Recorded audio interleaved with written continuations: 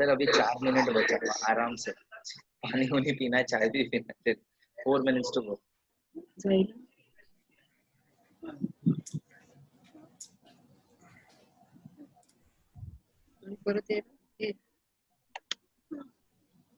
Online lecture में यही सबसे बड़ा प्रॉब्लम है सर। क्या प्रॉब्लम है? No, I am enjoying. क्या प्रॉब्लम है? मैं बोला सर ऑनलाइन लेक्चर में यही सबसे बड़ा प्रॉब्लम है कि कोई सामने पार्टिसिपेंट नहीं होता है तो बोलते रहना पड़ता है। But you can make out कितने लोग participate करने वाले हो? Yes, everything I can see, sir. I can see everything. How many people are there just now? 1 second, sir. Till now, 56 people are waiting to join. Oh, really? Real. Good number. Yeah.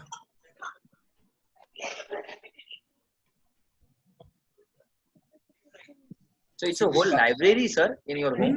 Yeah, I have a lovely library. This is nothing. I have given some 500 books to a central library.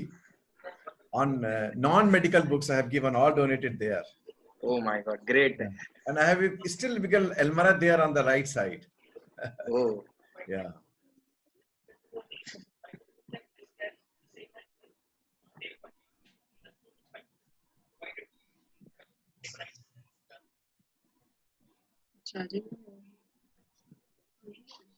When I can say start na ma'am, then you can start basically this thing. 2 minutes to go.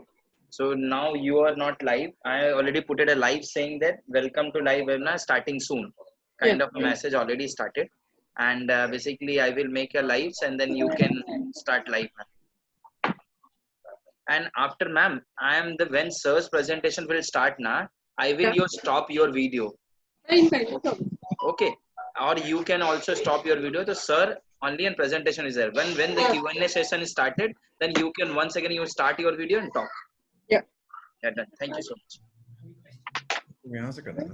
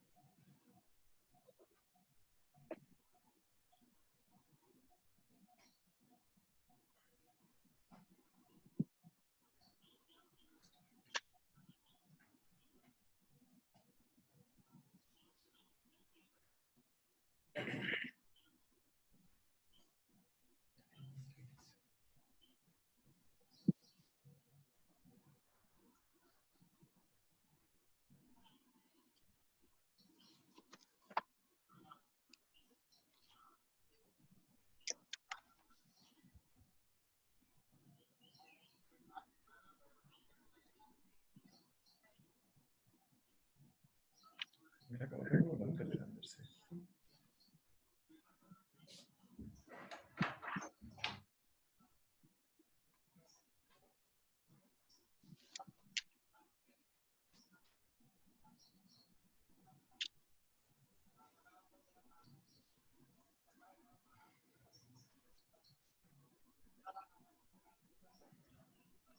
Ma'am, you are live. Start. Start speaking. Yeah, ma'am, you can start. You are live. Good afternoon, everybody, and welcome to DigiNeuro, a digital initiative of Health and You Therapeutics. We take great pleasure in hosting this live webinar on headache, an easy and effective approach to diagnosis. Today, we have with us the eminent and renowned neurologist, Dr. Ajit Verma. He has trained in neurology from NIMHANS. He is a senior consultant neurologist at Bansal Hospital. Dr. Verma has trained at the Institute of Neurology, National Hospital for Neurology and Neurosurgery, Queen's Square, London, and Ludwig Maximilians University at Munich in Germany. His areas of interest include headache, dizziness, and post-stroke rehabilitation. He has several papers to his credit in international and national journals. We welcome Dr. Ajit Verma. Thank you, Tushar. Thank you very much for your kind introduction. I welcome all the participants, and let's start our journey to the diagnosis of headache. We will begin with, this is my plan of presentation. Why we are discussing headache, it's a very important question. Second is, what are the key questions you have to ask your patient, which can give you the correct diagnosis or give you lead to the diagnosis. Gone are the days of detailed neuroexamination. Now we have focus examination. We'll talk about it. Focus examination is based on the history points. And then we have two more important steps. One is to rule out serious headaches. We call them red flags. Secondary headaches from the eyes or neck or sinuses or blood pressure. And then we come to the primary headaches. The two most common are tension type headache, TTH, I have written a short form. And second is migraine, MIG. We have other primary headaches also, like new daily persistent headache, medication overuse headache are common. And last but not least, we have these TEC, trigeminal autonomic cephalalgias. These are very severe headaches with autonomic features around the eye. And they are quite often misdiagnosed as migraine. And then we will have some concluding remarks. So the first point is, why headache today? It's a common problem, but common problems are not commonly discussed, as you might have seen in the seminars going on these days. The second important, interesting point of headache are that they could be benign, they could be nagging, can disturb you every day, they could be disabling, interfere in your activities of daily living, ADL, activities of daily living, but they can be deadly. A young man sitting can die in hours' time if there is a subarachnoid bleed, or they may go on for years and decades without creating any problem. So it is a very wide spectrum from benign to deadly, from days to years it may go on. Last but not the least, 90% of the headaches, the MRI is normal. So this new generation, which depends more and more on imaging, on blood test, in primary headache disorders, 90% of them, it will be a waste of investigation. And you have to go back to the history. So let's begin from the history only.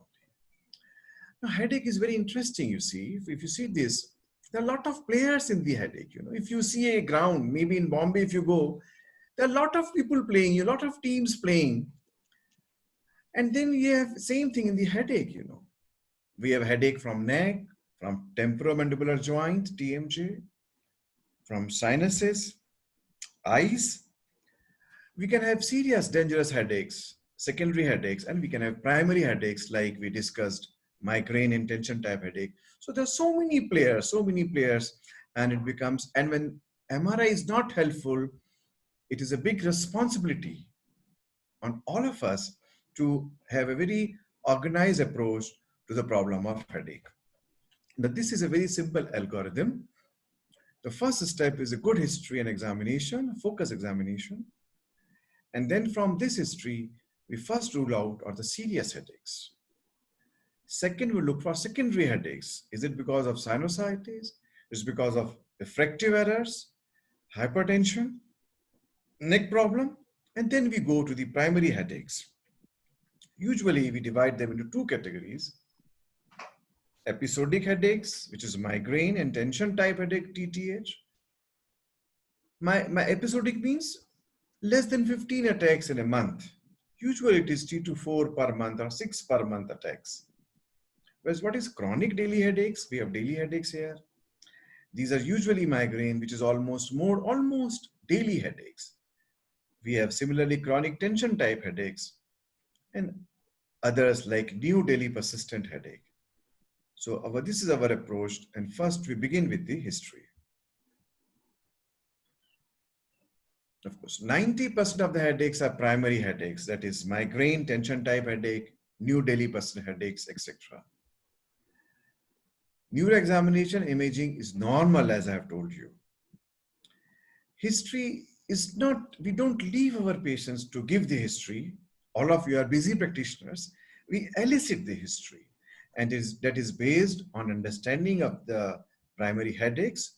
We should know complete, full clinical spectrum of primary headaches. And on that, we ask questions to our patients, and then we elicit the history. We lead our patients so that they give us the diagnosis. You should also know key features of secondary headaches like subarachnoid bleed or meningitis or dissection, so that you rule out secondary headaches. And the most important thing probably is that you should have a very good understanding of primary headache so that any odd point is a clue that this is not migraine. For example, if a patient has been getting recurrent attacks of migraine lasting for a day, but now he comes to you and says, Dr. Saab, this time my headache has been lasting for more than 3 days. Now, this is not migraine. This is something else. Could be he has developed subarachnoid bleed, female patient, maybe cortical venous thrombosis, or a sportsman, could be a dissection also. So you have to be very careful to any odd point in the description of the history. So of course, last but not the least, a good listening and tactful questioning is a very good combination to come to a diagnosis of headaches. Now, I have made some mnemonics. You can make your own mnemonics. First is DNA. This is very important, DNA. All of you might be aware of DNA testing these days. Now, D stands for duration of the illness. This is a key question. How long is the duration? N is for number of attacks per month. There is a frequency. And A stands for the attack duration. Now, this DNA questioning can give you a lot of lead to the diagnosis. We'll come to that shortly. The second mnemonic is AQUAS. AQUAS means associated features, quality of headache, and then the severity. Then we have TLC. It's not total leukocyte count. It is triggers. L is for location. And E is for comorbidity and lifestyle. Now, we would not talk of lifestyle and comorbidity. They help more in the managing patients than in diagnosing. But it's important to ask while taking the history. And there are some other questions we have to ask. This is regarding medications. As I told you, there's a headache known as MOH, medication overuse headache. This quite often confuses our diagnosis of chronic migraine. Patient gets more headache, he takes more medications, and unless we take the history of medication abuse, they will not get relieved of their headache. Of course, we should know SNOOP 4, which is key questioning for secondary headaches, for not secondary, sorry, serious headaches. And then we have secondary headaches from eyes and sinuses, and some other relevant questions we'll talk about. Now, first we come to DNA, the timing. Timing is the key. You see this diagram. If a patient comes to you with 6 months of headache, he walks in, talks well, new examination is normal, you know that he doesn't need imaging, because if this would have been tumor, he would have been succumbed by now. Same for subdural hematoma. Therefore, the duration of illness is a very important clue. Anything short of 3 months, you should be very careful. It could be anything. It could be a glioma growing, a subdural hematoma going on, or anything. So duration of illness is very important. Normally, patients come to me over years of headache. I'm a tertiary referral person, so they come to me quite late. So it's very safe for me that I don't get the imaging done, because I know that beyond 6 months, imaging would be negative. Whereas if a patient comes to you within a month, you have to be very careful. There could be anything inside. Number of attacks are very important, very decisive. More than 15, less than 15.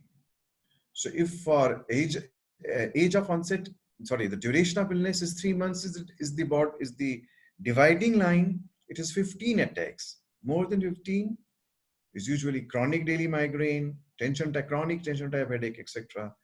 Less than 15 is episodic headaches. And last, we come to the duration of attacks. Duration is also very important. Migraine headaches are usually, it's a whole day problem, a rule of thumb, whole day problem. If a patient gets headache and is all right in 2 hours time, this is less likely to be migraine unless he has taken an effective medicine in the beginning. If he's a doctor and suffers from migraine, he would always take a pill and he would be all right in few hours time. If untreated, migraine lasts for hours. Whereas there is a group of conditions, we call them what? Trigeminal autonomic cephalalgias, TAC. One of the examples is cluster headache. The headache lasts usually for less than few hours and it disappears. But it's very severe and quite often it is misdiagnosed as migraine. These are other important, we come to this now. Yeah. See, less than 15 attacks is usually migraine or tension type headache. Usually migraine is 4 to 5 attacks. And this is a very simple mnemonic you can remember, POUND, for diagnosing migraine. P is for pulsatile. Hours is usually 4, it may go on for 2 to 3 days time also, but usually it's more than 4 hours. It's unilateral. There's usually nausea, vomiting, sometimes photophobia, phonophobia, and it is disabling. A person cannot do his work. So POUND is a very good mnemonic for remembering migraine in your outdoor. Now, in contrast to POUND, we have another headache known as tension type headache. But tension type headache patients normally do not come to us because it is not disabling, it's mild to moderate, no nausea, vomiting. It's a heaviness over the scalp, go on for minutes to days together, it's non-pulsatile. That's tension type headache. But one must remember that if this tension type headache is severe, then it's usually migraine. And this is, of course, the slide for chronic daily headaches, more than 15 in a month. And the most common is chronic migraine, chronic tension type headaches. Now, it's a difficult problem, chronic migraine, because of the reasons given here. Once a patient gets converted into chronic daily migraine, the discrete attacks of migraine disappear. It's very important, so that now they may get attacks of headache, but there may not be nausea, vomiting, phonophobia, photophobia, which is diagnostic of migraine. So once the migraine becomes chronic, those distinctive features are lost. Secondly, the severity of headache becomes less now, and migraine features are not there. So it becomes very much like a chronic tension type headache. The clue is you have to go back to the past history of migraine attacks.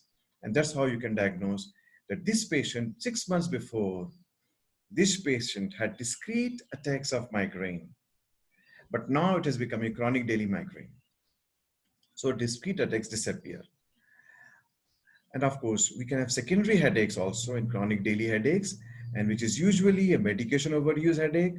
We can have low CSF volume headache, and we can have raised ICP also if it's 3 to 4 months duration, and sometimes chronic meningitis. So chronic daily headache it's a different group of problem. But the commonest is, of course, chronic migraine and chronic tension type headache. It's important to ask the number of medicines patient has been taking, because it could be medication overuse along with migraine. So combination of 2 headaches. Now, as I told you, duration of attack is important. Migraine is usually days problem, hours problem. It may go on to days, whereas less than 4 hours is usually these short-lasting headaches. The most common is cluster headache. Now, the last question we ask related to time is why patient has come to you now. This is very relevant in a tertiary referral like me. After 6 months, what makes him come now? Or 6 years of headache, why he has come today? And the commonest problem is because they were not satisfied from previous consultation, not given due time, so that they could not vent out their complaints. Second could be change of pattern. It's very important. Patient who had been getting 3 to 4 attacks in a month, is now getting 15 attacks in a month. So the episodic migraine is now becoming chronic migraine. Or it could be that now the headache is not responding. Is it developing status migrainous or some other pathology like an SOL? So the headache is not responding. Of course, we have discussed frequency increasing. Sometimes something happens to the neighbor or to the friends or to a distant relative, something serious, and they had also a history of headache. So now they worry that could there be something serious inside? And sometimes they hear that this doctor is interested in problem of headache and they come to you. So there are many reasons and you should know why. Why will help you in managing them better. Why they have come to you. Now after we have done DNA, that is the duration of illness, now we come and other frequency of headaches, we come to the associated features. And let me tell you these two steps, DNA and OS, that is associated features, quality of headache, and the severity, you can come to the diagnosis of primary headaches. Now, these are typical migraine features. Nausea, 87% patients will have nausea. So if you can ask, if you can elicit the history of nausea, dislike for light, photophobia we call this, 82%. This is phonophobia. If there's associated nausea, sometimes vomiting, photophobia, then you know it is most likely a patient of migraine. Now remember that all these associated features may not be there all the time. So some of the headaches may have only nausea and photophobia. Sometimes they may vomit, sometimes they may not vomit. So associated features are not there all the time. A second group of features are autonomic symptoms. They are diagnostic of what is known as TAG, trigeminal autonomic cephalalgias, TAC, TAG. And the key is like watering from the eye, from the redness of the eye, nasal congestion, rhinorrhea, and an examination you may find Horner syndrome, and there will be ptosis also. So you can ask your patient whenever they get these attacks with autonomic features to send their video to you, and you can, like this, you can diagnose here, sitting in your room, in your chamber, you can look at the video and can make out the problem. They are strictly unilateral problems. They may be confused with glaucoma. We'll come to it. If there is systemic history, like history of cancer, fever, weight loss, this is a red flag. There's something serious there, and we have to be very careful with these patients. Of course, neurological symptoms like paresthesias, diplopia are also red flags, except visual, because we have migraine with aura where we can have some visual symptoms, but they are difficult to distinguish from a patient with a neurological problem, and we have to have a very good history taking. We'll come to it if time permits. Next, we come to the quality. Migraine is usually a pulsatile headache. We have not P for pounding. It is so important. Pulsatile throbbing headache. Cluster headache it's boring. Boring means something is drilling inside the eye. It's very intense pain, deep, intense around the eye. Of course, TGN is trigeminal neuralgia, electric shock-like pain over the face, triggered by while swallowing, talking. And tension type headache is a dull, constant, band-like pain. So from the quality of pain, you can make out the type of problem patient is having. Yes, this is severity is important. What is most important is that you can ask your patient to grade on a verbal scale. 1 is the minimum pain you can have, and 10 is the most severe pain you can have. Usually migraine is 7 by 10. It's a severe pain migraine, whereas tension type headache may be somewhere 5 or below 5. So you can verbally grade the severity of pain and decide. Along with other features, we can decide whether it is migraine or tension type headache. Migraine attacks are usually severe. The other rough judge of severity is, can a patient do his activities of daily living during headache? If he can do ADLs, activities of daily living, it's usually tension type headache. But if he cannot do, has to take rest, this is usually migraine. If there's a recurrent history with nausea, vomiting, photophobia, phonophobia. So taking other points into consideration and severity, it could be diagnostic. As I told you previously, trigeminal autonomic cephalalgias, they are severe pain. Patient is restless. He bangs his head against the wall. They're usually serious pain. Now, this is the key point I have mentioned at the bottom, that from mere severity, you cannot say that this must be very severe headaches. And the other, so the converse is also true. Mild headaches does not mean it is not subarachnoid bleed. Actually, many patients of subarachnoid bleed die because they present not with severe excruciating pain, but they present with mild pain, and they are quite often sent from the OPD or emergency as migraine attacks. So patient, when he says this is the worst headache and never before, this could be attack of migraine also, and it could be a subarachnoid bleed also. Mere severity does not decide the seriousness of the situation.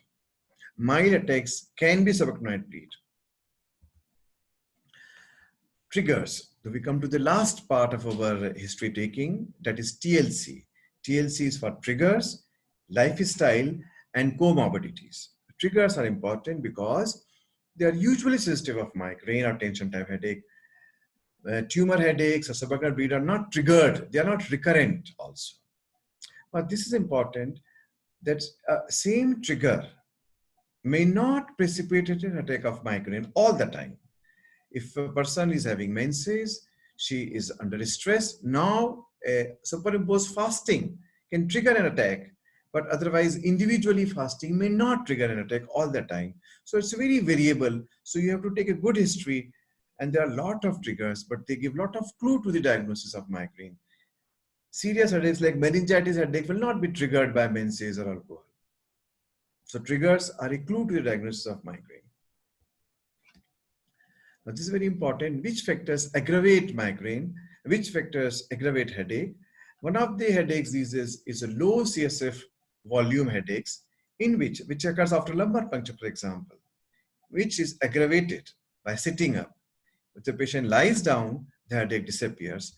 And they are very difficult sometimes because they become chronic. Once a low CSF pressure becomes, low CSF volume headache becomes chronic headache, then this aggravation factor may not be there and may look like a chronic migraine or chronic tension type headache. Now, location of headache can also give you a lot of clues. Hemicranial headaches could be migraine. Headache around the eye could be cluster headache. Over the face could be sinusitis. Strictly unilateral all the time could be hemicrania continua, but they would have autonomic features also. Tension type headache is a sort of a cap, a heaviness all around the cap area. TM joint pain in elderly at this area, and this could be at a section, pain in the neck. So depending on the location, location can give you a clue to the diagnosis. And of course, now so far you have been asked some relevant questions, depending on, like 50 years gentleman, what is the cause? It could be temporal arteritis, sorry. It could be temporal arteritis. So you have to ask history of jaw claudication, history of polymyalgia, history of fever, etc. You may even have to check his investigation if he has got the ESR done. If there's redness of eye, then it could be glaucoma, could be trigeminal autonomic cephalalgias. So depending on how the pain started, after a sexual intercourse, could be a subarachnoid bleed. So other questions also relevant you can ask depending on what history you have taken so far. So far now we have covered a detailed history you have taken, we have asked questions, and now we come to the red flags. Now this is a very, very handy questionnaire, SNOOP 4, and this should be filled. You should have a pro forma and fill in all your patients so that you are very sure that you are not missing a life-threatening headache. And S stands for systemic disease like fever, chills, weight loss, any headache in a patient with history of malignancy, patient who is on immunosuppressive drugs, HIV patient, or any headache during pregnancy. This is mistakes or postpartum period. So this is all systemic factors if they are there. Any patient who is pregnant and gets headache, we have to be very careful. It's not cortical venous thrombosis. Similarly, any neurological symptoms like altered sensorium, it never happens in migraine. It is most likely meningitis. Short duration may be subarachnoid bleed. Pulsatile tinnitus could be a low CSF volume headache. History of seizures may be as well. Patient collapsed, subacute bleed, transient loss of consciousness, subacute bleed. Of course, if there's lateralizing weakness, it could be a subdural hematoma. So any neurological symptom, of course, we'll come to examination, but any neurological symptom like altered sensorium, persistent symptom. Remember that migrainous auras are usually 30 minutes or so. But if there are persistent neurological symptoms and signs, it is a red flag and is for neurology. Onset, of course. Any headache which reaches its peak within a minute, this is what we call thunderclap headache. It's a serious problem. Most likely subarachnoid bleed or cortical venous thrombosis. So sudden onset. Of course, beyond 50 years of age, this is not the migraine age. This is most likely temporal arteritis, subdural hematoma. And P has 4 P's in it. P4 it is. One is a progressive headache. 3 months of headache, it's worsening every day. It's most likely it is SOL. Headache precipitated by Valsalva, maybe ulnar cherry malformation or raised neck inner pressure. We have discussed postural aggravation, and of course, if you find papilledema, it is usually a secondary headache. So SNOOP is very important. But this is a very important slide of change of pattern, you know. Patient getting 2 attacks in a month, now getting 10 attacks in a month. This is a change of frequency. Duration, 8 hours headache, now 2 days. This could be dissection with migraine, a migraine patient. This may be something else. Never before could be a bleed from aneurysm. He had been getting headache, but this headache he never had before. Don't dub it as migraine. It could be something else. Progressive headache means increasing in the intensity of the headache. And lastly, change of location. A patient can develop a subdural, can develop a dissection, and location may change. Now, after this history, SNOOP, we have looked for serious headaches. We have asked, now we do a focus examination. Now, if you get an obese patient in your, a lady, 25 years lady, obese, naturally you will think of idiopathic intracranial hypertension, and maybe looking at the fundus will give you the diagnosis that she has papilledema.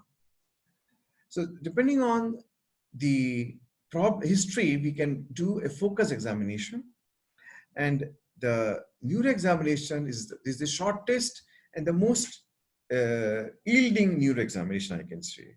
And what we do is from top to bottom, we first see the fundus. If you don't do fundoscopy, you don't have an ophthalmoscope, then you have to take an opinion from your ophthalmic colleagues. But fundus is very important. We do visual field charting by confrontation, ocular movement examination, pupillary size, maybe abnormal in patients with trigeminal autonomic cephalalgia, they are Horner syndrome. We look for facial weakness, pronator drift, a sign for intracranial lesion. We ask them to walk on toe in heel, and then we test their Rombergs and the tandem walking. Tandem walking will give us clue for cerebral lesions. Toe in heel walking for any lateralizing weakness, same is pronator drift. So this is a very quick examination, takes few minutes time. But then there are people who say this is too brief, and there are people who say this is too long an examination. So you have to design your examination so that you don't miss anything. But this is the shortest possible examination in outdoor. When patient walks in, you have already checked his gait and he's walking on heel or toes, and the history can give you a lot of clue of the weakness. So we have done a detailed history in which we have already asked for SNOOP. We have done the examination, and now we are coming to secondary headaches, if at all they are there. Now, secondary the eyes, sinuses, neck, they quite often overlap the problem of migraine or tension type headache. Usually the commonest headache is migraine in our outdoor. But you would be amazed that 60% of the eye patients have neurological cause, and that is migraine. This is from a study from an ophthalmic center. They saw about more than 1,000 patients. They found 70% of them have neurological cause of eye pain, and that's usually migraine.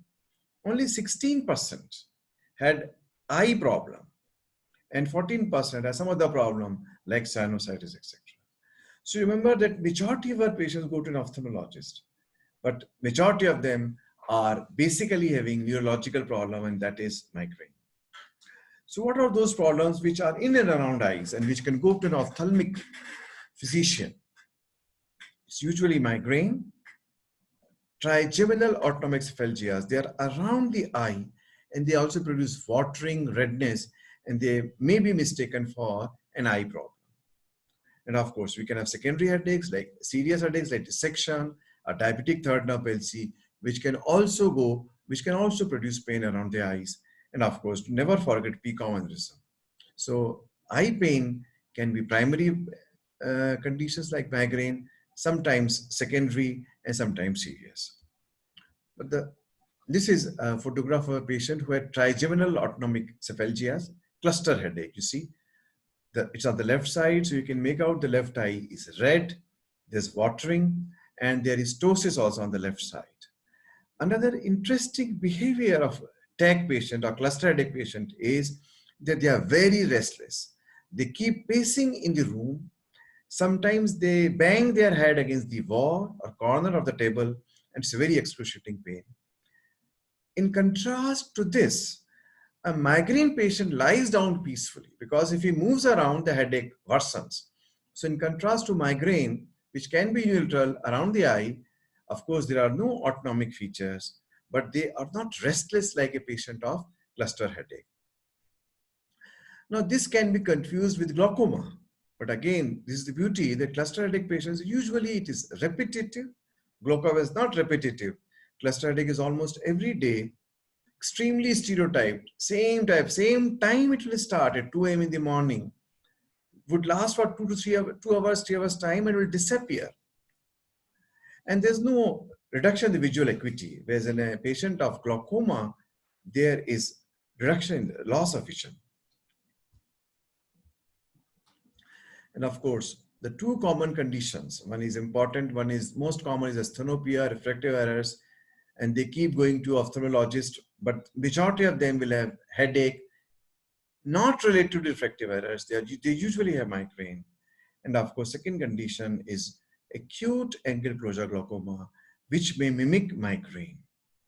Unilateral eye pain, they may have nausea and vomiting, they may have lights, photophobia, we call that, light sensitivity. They may have blurred vision, and they may have rainbow colored halos around the light. When they see the light, they have rainbow colored halos. In contrast to this, a visual of migraine is usually scintillating scotomas. It's silver white in color. And they usually start before the headache, whereas in glaucoma, the visual rainbow colored halos and headache are together. And of course, the eye is red and the pupil is fixed. One must remember that not only we can have acute angle closure glaucoma, which mimics migraine, but we can also have drugs like amitriptyline and topiramate in particular, which can worsen glaucoma, so you have to be very careful. Of course, sinusitis is another culprit. Some of these patients not only undergo MRI, CT, imaging for sinuses, they also undergo surgery for sinusitis and they have migraine. They come to us after getting the surgery done and headache not getting relieved. Why is it that we confuse migraine and sinusitis? Because even migraine patients can have lacrimation, nasal congestion, rhinorrhea. Location may also be the same, supraorbital, frontal, and they can be confused. But again, recurrent discrete attacks, stereotyped attacks like with nausea, vomiting, this would never happen in migraine. Triggered by fasting, this will never happen, this will never happen in sinusitis. This all suggests migraine. So this is the key word in migraine. Recurrent attacks, discrete attacks with nausea, vomiting, phonophobia, any of these combination, lasting for hours, this is migraine. Another important cause is neck pain. Now you see here, 70%, 40 to 70% patients of migraine will have neck pain. And therefore, if a patient comes to you with neck pain, ask for the history of migraine, nausea, vomiting, etc. Otherwise, they would undergo an MRI of the cervical spine, which is a waste of resources. Neck pain can also occur in tension type headache, most, of course, cervical strain, But cervical strain is not recurrent. If it's recurrent, it's usually migraine. Hypertension. Now remember this, any BP which is below 180/110 does not produce headache at all. So only when headache is paroxysmal, it is accelerated phase, or it is like in the pheochromocytoma, in these conditions, then it can cause headache. Otherwise, headache 180/110 does not produce headache. Though there is higher association of hypertension and chronic daily headache, but there's not a causation. That means this does not produce headache. So if a patient comes to you with blood pressure, still he may have some other cause of headache, not blood pressure. Now, how is it that so many factors you have, so many questions you have to ask, and imaging does not give you the clue? Another important step in the diagnosis of headache is a headache diary. Many details patient not give you in his first presentation to your outdoor. But if you can give him a diary in which you have mentioned, please note down whatever details, whatever symptoms you develop, then you can very easily distinguish, maybe after 10 attacks, if he feels 5 to 10 attacks, whether it was migraine or tension type headache, or it is hemicrania continua or something else. So a headache diary is much more important than an MRI in a patient of headache. Well, let's come to some questions and then I finish. There's a 40-year-old lady, 6 months of recurrent headaches lasting for hours, 5 attacks in a month. There's no nausea, vomiting, phonophobia, photophobia, and she can do her activities also. What is the diagnosis? Most of you would think it's tension type headache, but no, there's another clue. This patient takes analgesics at the beginning of the attack. Now, this is important of asking for medications.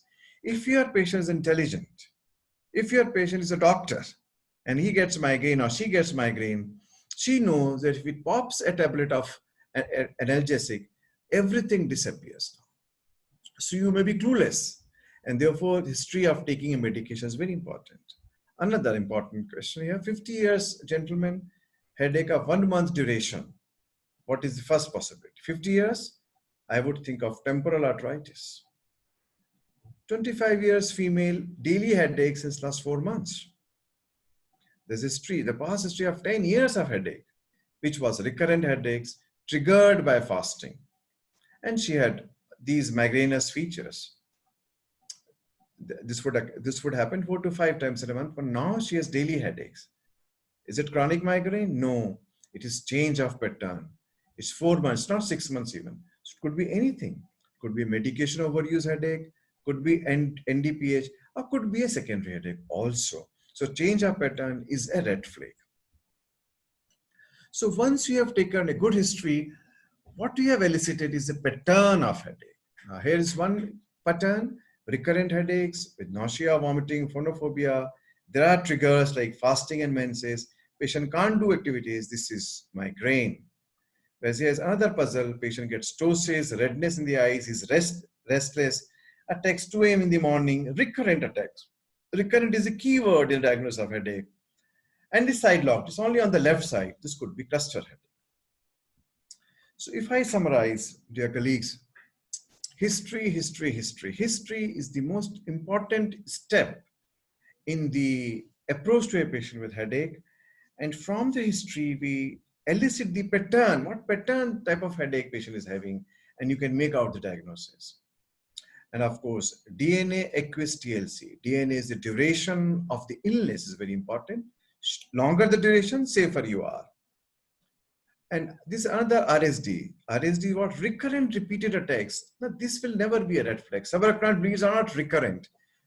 Corticovenous thrombosis is not recurrent. Dissection is not recurrent. So recurrent repeated stereotype discrete attacks is usually a primary headaches like TAC or migraine. Focus examination, 50 years, first look for temporal arteritis. 25 years, female obesity, look for papilledema, it could be IIH. And if it's a very severe headache, patient has transient loss of consciousness, 10 vomiting, it could be a subarachnoid bleed. We must master common disorders of headache so that you know the pattern, and you should, as a physician, I would suggest you should read this short 2 to 3 page article, which are very good article of physicians in BMJ on migraine, on cluster headache, on sinusitis, glaucoma. We should follow the basic pattern of headache so that your questioning improves. You should be in touch with a person locally who is a headache expert. Expert means who takes interest in headache. So all of you are now experts because you have a special interest in this presentation of headache today. You should have to have a team because there are many players. There are ENT, ortho, psychiatrist. You should have to have team so that you are on the same page, we call that. And last but not the least, in your busy OPD, you can always see your patient after finishing all your other patients, ask them to wait, but don't finish them in short time because you may miss important clues in the history taking, which will not be compensated by an MRI because MRI is going to be normal. I think I must thank you all for your kind attention. Thank Health and You for organizing this program. If any questions, Dr. Manjusha, we can take them. Yeah. Thank you very much. Yeah. We have several questions which have come forth. Yeah. Yeah, I begin with the first question from Sachin from Indore. He asks you to describe in detail what is the cause of redness of eyes. Yeah. In redness of eye in trigeminal autonomic cephalalgias. No, it's just what is the reason for redness of eyes. That's all. Yeah. See, if there is a redness in the eye, I would first attribute it to conjunctivitis. And I would refer my patient to an ophthalmologist. If this man is above 50 years of age, it could be glaucoma, redness in one eye. And then again, I would take an ophthalmic opinion.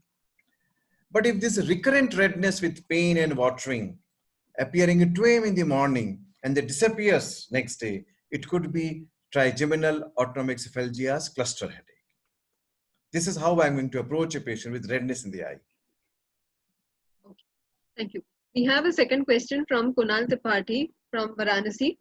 He says that he often has acute headache in the evening, mostly when he goes out in the sunlight or he takes coffee. Is this migraine? What is the immediate treatment for relief? Please advise so that he normally takes Nixdom 500, which only works for some time. Is it good to take it for a long time? Oh, there are many questions in one question. Yeah. One is that there are no migrainous features in this headache. Could be because he takes Nixdom. See, normally migraine will have some amount of nausea, feeling of vomiting, dislike for noise and light. Now, our patient goes out in the evening and probably takes Nixdom, which does not give him relief. So we will have a next talk on the management of migraine, but I think we have to clarify the history, whether it's really migraine. So if there is dislike for noise, sound, if it's triggered by stress, then it could be migraine. If it's pulsatile, throbbing, that could be migraine. Yes. The next question is from Mr. V.K. Khurana from Agra. He says, which triptan would you prefer and why and when? I think this is part 2 of our discussion on the management of migraine, but I would prefer sumatriptan for a long duration headaches, and zolmitriptan nasal spray I give for morning headaches. And rizatriptan also I give those patients who cannot tolerate sumatriptan. Rizatriptan I start with 5 milligram. If no relief, then 10 milligram. Yes. There's a question from Sharmila from Mysore. What is the cause for headache at the back of the head? Yeah, that's very good. See, the location of headache in the nuchal occipital area, it could still be migraine. So mere location is not important. What is more important is associated features, recurrent pains, then you can make out the diagnosis. Yes. The second important cause is a postural headache. All those students are sitting with incorrect posture. Otherwise, it's migraine. We have a question from Prajit from Kerala. Which types of headache come under cluster type headache? Yeah. Actually, the question should be which types of headaches come under TAG, trigeminal autonomic cephalalgias.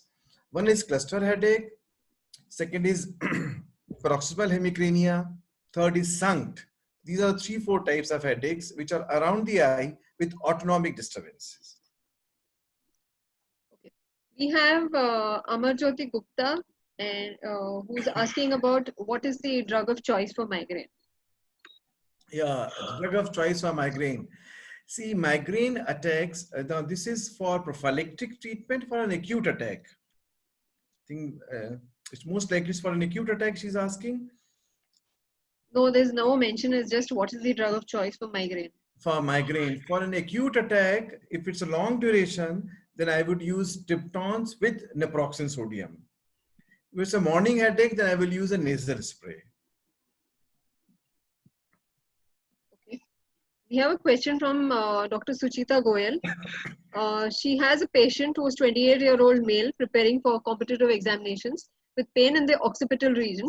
The pain remains constant throughout the day and limits his reading and other activities of daily living. Investigations done are normal. Eyesight is 6/6. MRI is normal. So what should you do for this? A good history. I think a good history taking, because we have no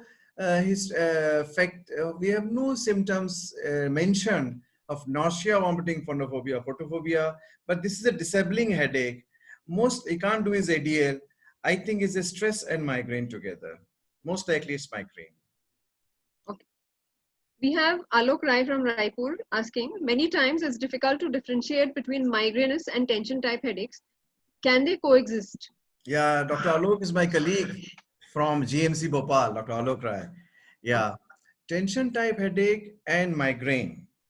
Now, majority, a rule of thumb is that majority of the patients who come to the physician, they are migraine patients because the headache is severe. In a study, it was a spectrum study where they studied about 1,000 patients. They found that 30% of the patients who were diagnosed as tension type headache, on follow-up on a diary, on a migraine diary or headache diary, they had nausea, sometimes vomiting, sometimes they had phonophobia. So if the headache is disabling, patient cannot do his work, it's usually migraine. We have Mr. Amit Kushwaha from Bhopal asking what causes migraine to be misdiagnosed. Yes, Amit, that's a good question. Amit is my colleague working with me from home now. And his question is, what are the common causes of? Misdiagnosis of migraine. Or what are the challenging problems in migraine diagnosis? Yeah, that's a good question. Challenges are, the first is that we don't give time to our patient. We should ask a good history. We should have a good pro forma so that we don't miss anything. And if the patient is not able to tell in detail, because patient may forget the details of the history, we should always ask them to fill a headache diary so that we have all the details. And we also note down their number so that we can always ring them and ask them, so that we don't leave them with no diagnosis or incorrect or incomplete diagnosis.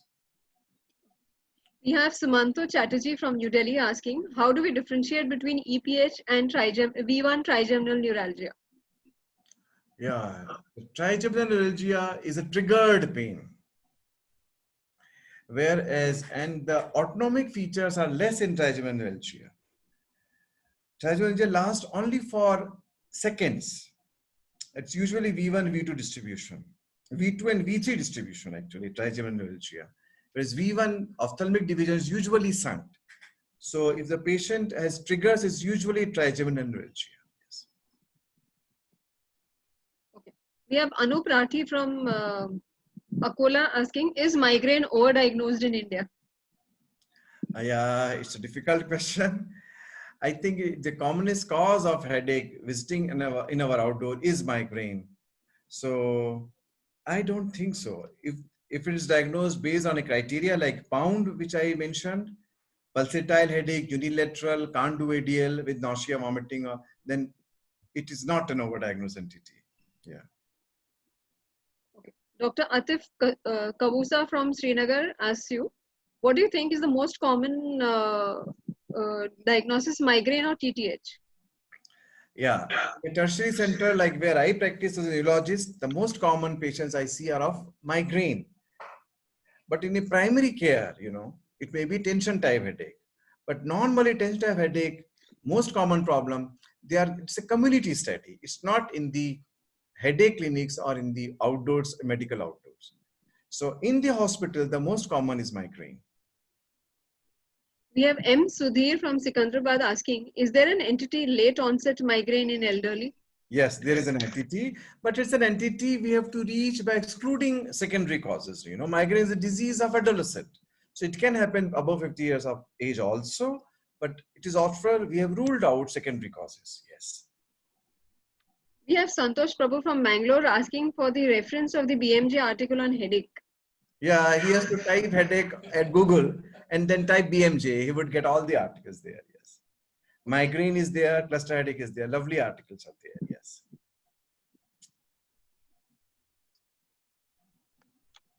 So as of now, these are the questions which have come in. Yeah. Anything you want to clarify? Headache diagnosis in elderly is a diagnosis of exclusion. It's not a first diagnosis. Yes. Okay, we have a question from Meghraj, Dr. Meghraj from Bhopal. What are the secondary causes of headache that can be episodic? When you perform neuroimaging in headache, clinically diagnosed migraine. Yeah. See, could you read the question again? What are the secondary causes of headache that can be episodic? Yeah. And you have performed a neuroimaging for this patient of headache, who has been clinically diagnosed as migraine. Yeah. The secondary causes of episodic headache may be brain tumors. When the indicated pressure increases, patient is doing Valsalva, the ICP rises, they may have headaches. Ulnar cherry malformation triggered by Valsalva, they are secondary cause of headache and they are recurrent headaches. Okay, now we have several more questions which have come. Nishant from Gangavati says, what is the role of the psychiatrist in headaches?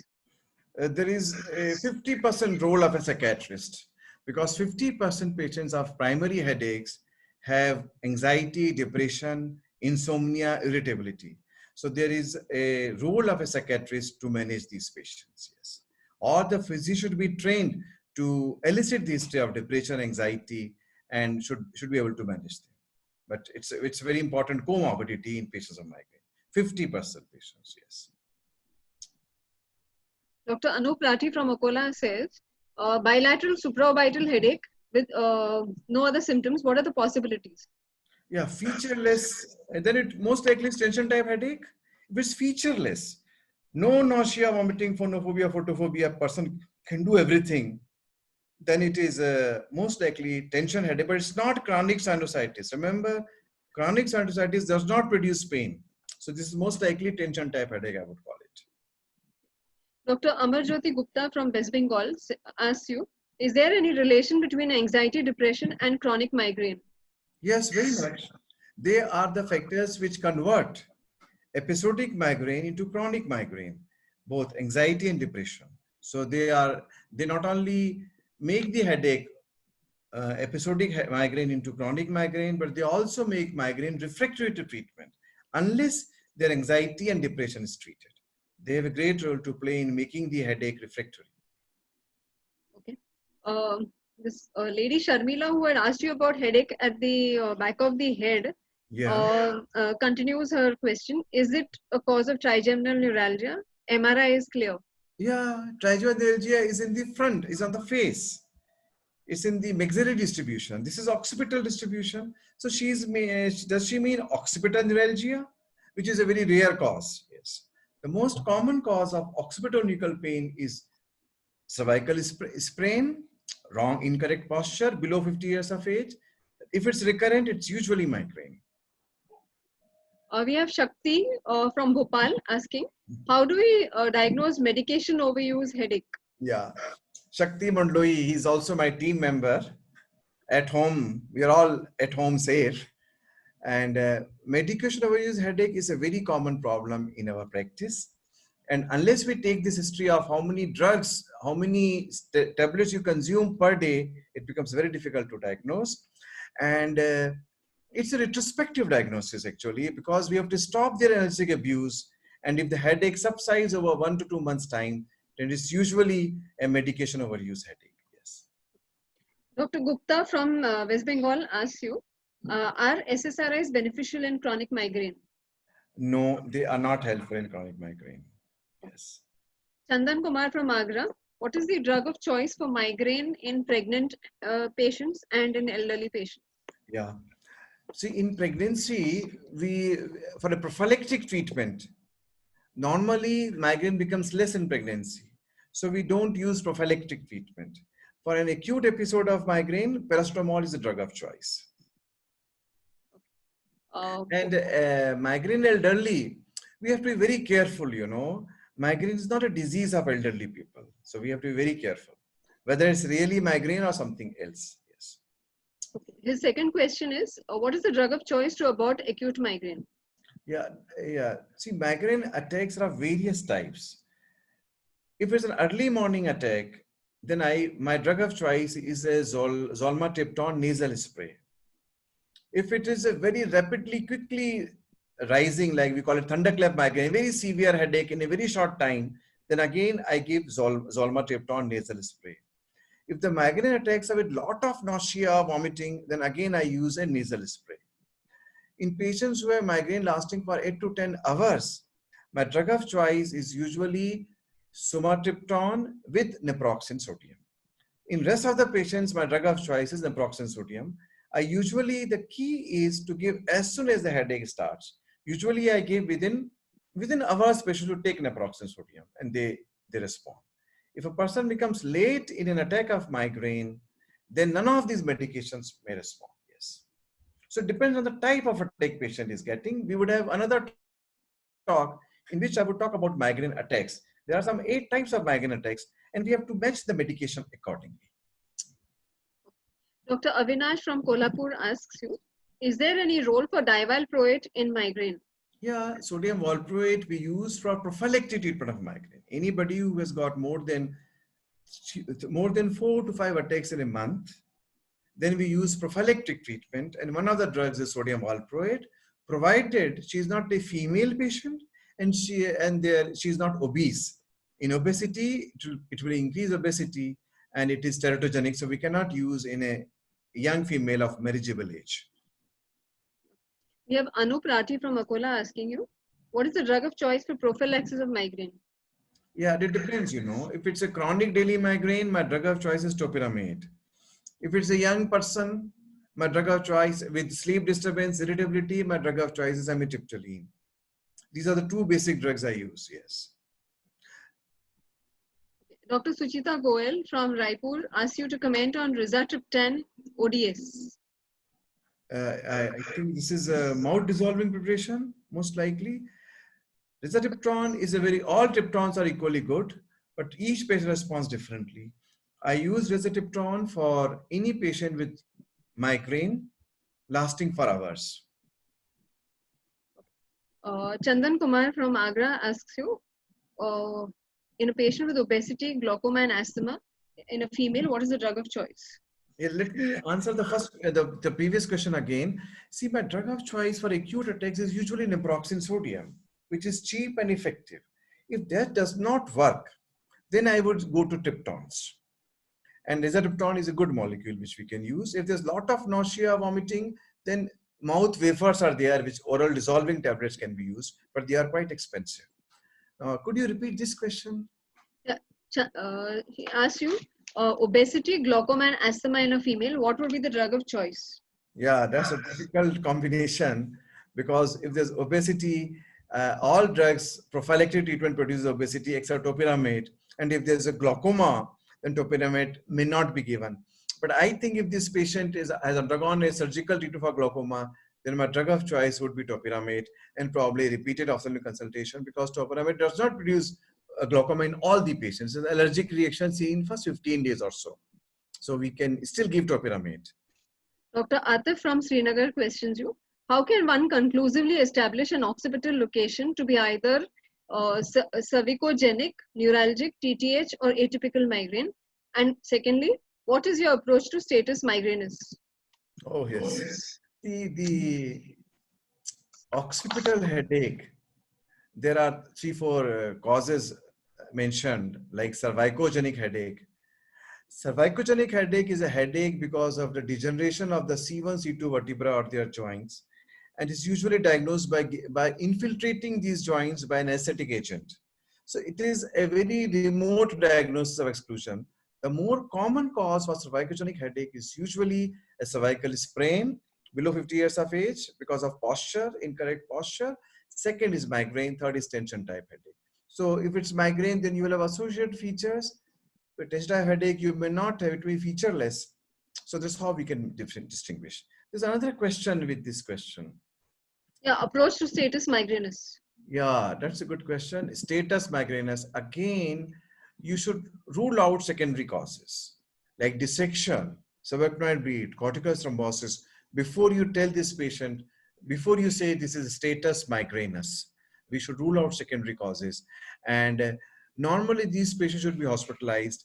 And IV fluids are effective. We use IV fluids, we give them pantoprazole, a shot of Decadron if investigations are normal, and we use trifluparacin. And if the headache does not respond by evening, then we give intravenous sodium valproate. We usually keep them for a day. Yes.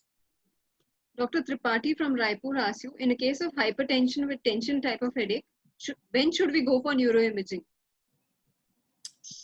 Yeah. If this patient has hypertension, above 50 years of age, and though there's no neurological deficit, I think there's no need of neuroimaging. If there are no red flags, no need of a neuroimaging. Dr. Verma from Bhopal asks you, how do we diagnose migraine in elderly people? Yeah, if there's a past history of migraine, then only I would diagnose migraine in elderly gentlemen. Otherwise, I would be very reluctant to diagnose in elderly migraine. Dr. Guru Sthanappa from Devagiri asks you, what is the role of propranolol and flunarizine in prophylaxis of migraine? Yeah, I use flunarizine in young females, young thin females. I use 10 milligrams alternate days for 3 to 6 months for prophylactic treatment of migraine. The problem with propranolol is that if you give propranolol, then you cannot use risateptron. Risateptron has an adverse effect with propranolol. So you have to give a low dose of propranolol, which may not be effective. So I'm not using propranolol because I use risateptron for an acute attack of migraine. So I may not use that drug, yes. Otherwise, propranolol is as good as amitriptyline, sodium. They are equally effective drugs, yes. All are equally effective. We have the same question from Prashant from Mumbai and Chandan Kumar from Agra. What is the role of vitamin B12 in migraine or headache? Yeah, now if my patients don't respond to a lifestyle management, that is early to bed, early to rise, if they are not responding, if their lifestyle is okay, there's no stress, and they're not responding to prophylactic treatment, there is a role of B12 and other drugs for management of migraine, yes. We have this patient coming back to you with the occipital headache. She says that she has been prescribed Amipress 10 milligrams for the trigeminal neuralgia. She asks you, does it have to be continued? She is 54 years old. Yeah, I couldn't understand. Could you repeat, which is this drug? She is Amipress, must be amitriptyline, 10 milligrams for trigeminal. Does this have to be continued throughout life? No, I am not sure about the diagnosis actually, yeah. But one thing is certain that nuchal pain above 50 years of age, maybe degeneration of the spine also, spondylotic pain also. Maybe neck exercises may help her more a good posture than amitriptyline, yes. Okay. Dr. Aishwarya from Sangli asks you, how do we get rid of anxiety-related migraine? Yeah, anxiety, yes, this is a good question. See, a patient who gets migraine attacks, they develop anxiety because of migraine attacks, because it is disabling, it is severe, and the whole day is gone. So patients who have background anxiety, when they get migraine attacks, they are worried now about the attacks.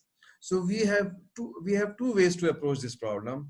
We have to give them anti-anxiety drugs, and we have to give them anti-migraine drugs. So the combination is amitriptyline probably. So amitriptyline 10 milligram per day may be very helpful to help both the anxiety and the migraine attacks. Prashant from Mumbai asks you, is there a deficiency of different vitamins, especially B12, in migraine patients, which justifies its role? No, by and large, no, but there's an emerging entity where they are finding deficiency of B12. So those patients do not respond, their lifestyle is well controlled, they have no anxiety, depression, then probably B12 supplementation may help them. It's a safe, benign drug, we can use it. Can it also be used in TTH? Tension type headache, normally patients of tension headache, I see hardly any of those patients, but yes, we can use it, yes. Dr. Avinash from Kolhapur asks you, is nortriptyline equally effective as amitriptyline? Yeah, the majority of the studies are on amitriptyline as far as migraine and tension headache is concerned. Nortriptyline is a good drug for neuralgic pain.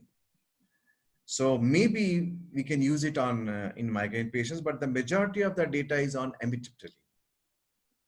Anup Rathi from Akola asks you, how long does a prophylactic dose of migraine should be given? Good question. 6 months. I give for 6 months a gradual taper. Chandan Kumar from Agra questions, nowadays ergotamines are not to be used. Is it true? Yeah, I'm not using ergotamines. We have triptans, the higher molecule, better and safer. Yes. Okay. Amit Kushwaha from Bhopal, what is the role of comorbidity in diagnosed migraine? Yeah, comorbidities aggravate migraine. They make migraine refractory. And the common comorbidities are usually anxiety and depression. So they have to be elicited in the history and they have to be managed. And if there's significant anxiety and depression, I would use SSRIs for treating depression and anxiety so that a migraine response. SSRIs are not directly effective in migraine, but they are very effective in managing comorbidities. Dr. Gupta from West Bengal, is there any beneficial role of relaxation techniques in chronic migraine? Yeah, there is a role. They should be used in conjunction with pharmacotherapy, physical exercises, regular lifestyle. Yes, there's a role. Dr. Guru Sthanappa from Devagiri, what is the role of steroids in acute attack and in the management of cluster headache? Yeah, it's a good question. See, in cluster headaches, our treatment usually takes 2 to 3 weeks time to be effective. The drug of choice is verapamil. So to tide over this crisis, waiting for 2 to 3 weeks time, we give steroids because they have immediate effect in cluster headache. In migraine, we use it if this is status migrainous, migraine lasting for beyond 3 days attacks, we use it. I use Decadron 8 milligrams, maybe 1 shot or 2 shots to break the vicious cycle of headaches. Yes. Chandan Kumar from Agra, what is the drug for post-stroke headache? How can we diagnose? Yeah, that's a good question.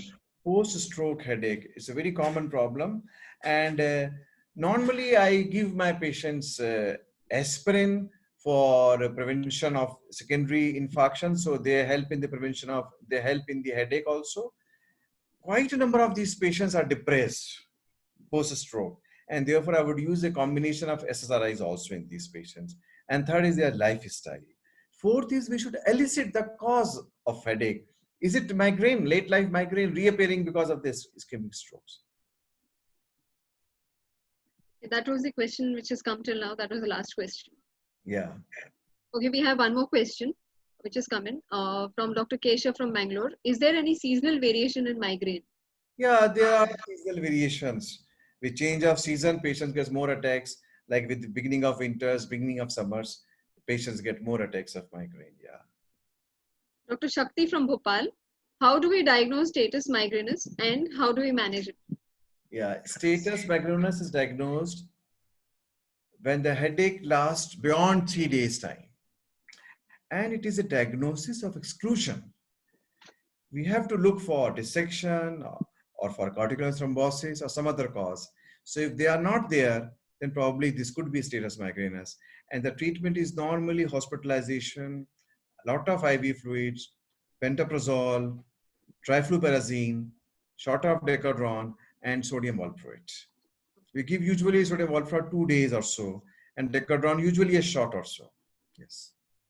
Chandan Kumar from Agra, what are indomethacin sensitive headaches?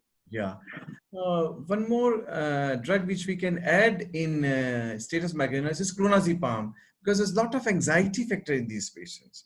So clonazepam also helps. So it's a cocktail we use in status migrainous. Now, indomethacin responsive headaches, actually all of our trigeminal neuralgias and hemicrania continua, these are the headaches which respond to indomethacin. Exertional headaches also respond to indomethacin, and they are the response to indomethacin is almost diagnostic of trigeminal autoencephalus, mainly hemicrania continua, which is a great mimicker of migraine, hemicrania continua. And the dose is 75 milligram twice a day. We can go even 150 milligram twice a day with pantoprazole, because there's a lot of acidity with the indomethacin.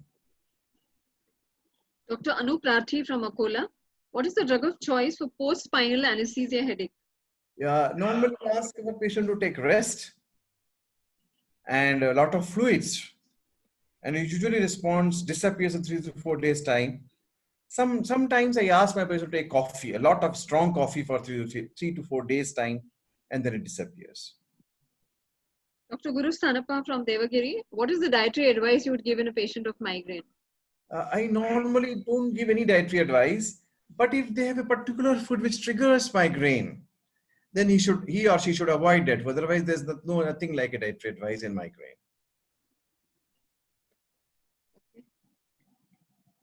That's about it, I think. No more questions. That was the last question. Yeah, good. We are finishing on time. It's 4 p.m. now. So on behalf of Health and New Therapeutics, we would like to thank Dr. Verma for this lucid and interesting presentation. We also thank the audience for their kind attention. Thank you very much. Thank you.